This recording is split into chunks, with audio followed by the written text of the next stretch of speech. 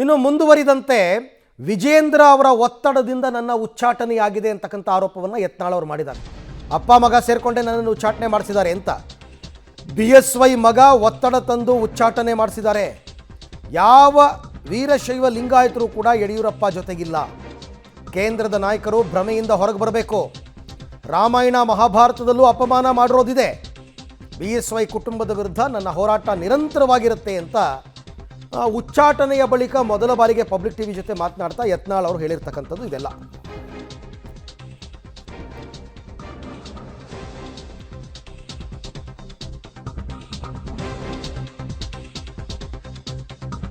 ವಿಜೇಂದ್ರ ಒತ್ತಡದಿಂದ ನನ್ನ ಉಚ್ಚಾಟನೆಯಾಗಿದೆ ಅಂತ ಯತ್ನಾಳ್ ಅವ್ರು ಏನು ಹೇಳಿದ್ದಾರೆ ನೋಡೋಣ.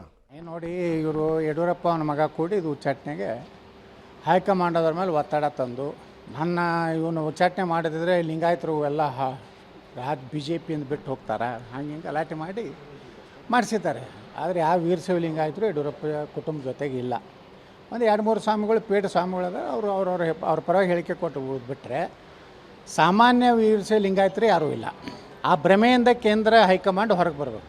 ಇಂಥವೆಲ್ಲ ನಡೀದೆ, ಅಪಮಾನ. ಇದು ರಾಮಾಯಣ ಮಹಾಭಾರತದಿಂದ ನಡೆದದ. ಅದು ಅಷ್ಟಕ್ಕೇ ಬಿಡುವುದಿಲ್ಲ.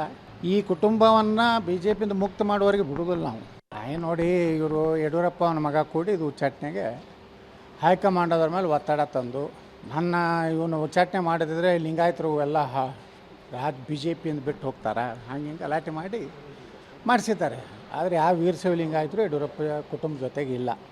ಒಂದು 2-3 ಸ್ವಾಮಿಗಳು ಪೇಟ ಸ್ವಾಮಿಗಳದ ಅವ್ರ ಪರವಾಗಿ ಹೇಳಿಕೆ ಕೊಟ್ಟು ಬಿಟ್ಟರೆ ಸಾಮಾನ್ಯ ವೀರಶೈವ ಲಿಂಗಾಯತರು ಯಾರೂ ಇಲ್ಲ. ಆ ಭ್ರಮೆಯಿಂದ ಕೇಂದ್ರ ಹೈಕಮಾಂಡ್ ಹೊರಗೆ ಬರಬೇಕು. ಇಂಥವೆಲ್ಲ ನಡೀದೆ, ಅಪಮಾನ. ಇದು ರಾಮಾಯಣ ಮಹಾಭಾರತದಿಂದ ನಡೆದದ. ಅದು ಅಷ್ಟಕ್ಕೇ ಬಿಡುವುದಿಲ್ಲ. ಈ ಕುಟುಂಬವನ್ನು BJಪಿಯಿಂದ ಮುಕ್ತ ಮಾಡುವವರೆಗೆ ಬಿಡುವುದಿಲ್ಲ ನಾವು. ಓಕೆ, ವಿಜೇಂದ್ರ ವಿಚಾರವಾಗಿ ಇದೆಲ್ಲ ಯತ್ನಾಳ್ ಅವ್ರದ್ದು ಏನೂ ಹೊಸದಿಲ್ಲ.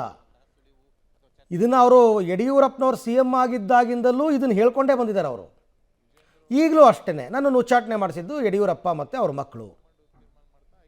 ಯಾವ ವೀರಶೈವ ಲಿಂಗಾಯತರು ಅವ್ರ ಜೊತೆ ಇಲ್ಲ, ಎಲ್ಲ ನನ್ನ ಜೊತೆ ಇದ್ದಾರೆ. ಕೇಂದ್ರದ ನಾಯಕರು ಭ್ರಮೆಯಿಂದ ಹೊರಗೆ ಬರಬೇಕು. ಯಾರೋ ಪೇಯ್ಡ್ ಸ್ವಾಮೀಜಿಗಳಿದ್ದಾರೆ, ಅವ್ರ ಕೈಲಿ ಅವ್ರ ಪರವಾಗಿ ಹೇಳಿಕೆ ಕೊಡಿಸ್ತಾರೆ. ಹೀಗೆ ಒಂದಷ್ಟು ವಿಚಾರಗಳ ಬಗ್ಗೆ ಈಗ ಅವರು ಮಾತಾಡಿದ್ದಾರೆ.